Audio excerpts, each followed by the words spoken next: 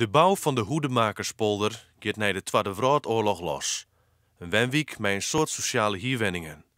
Letten we duidelijk dat Gwonhuizen wat te rap bouwd binnen en dat er vochtproblemen ontstaan. Ook de jeddere hierwenning van het echtpaar Dreyer in de professor Uldrik Hubertstritte wordt daarom sloopt. Vrouw Dreyen zocht waarom op een mooie, maar ook zware tijd. We zijn trouwd, we zijn gekomen. Nou, de ben ben je geboren.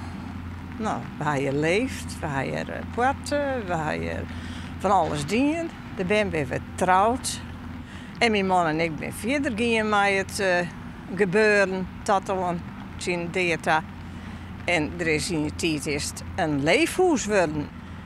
Vrouw Dreyer is no widow en wennet in een appartementencomplex. Al met al had ze 56 jaar in het jeddere hierhuis wennen. Het badskip van de sloop, die had wat. Dat heeft wel impact. En we hadden een van de uitgescoot. Omdat we dachten, nou, dat gaat ze het nog net. Maar toch kwam het steeds dichterbij. En dat was wel wat onrustig. Vind je het terug dat het sloopt wordt? Nou ja, nou op het moment wel. Want de kwaliteit van de huizen was toch echt net zo goed.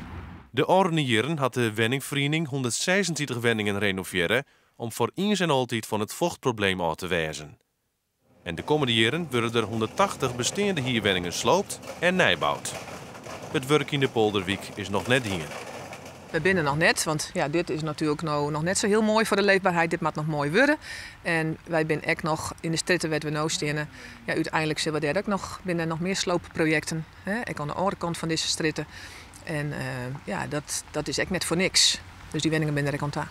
Thuis wonen en dan bij de sloopbelutsen bouwbedrijf had vrouw Dreyer van der Moon een bijzonder cadeau ombeen.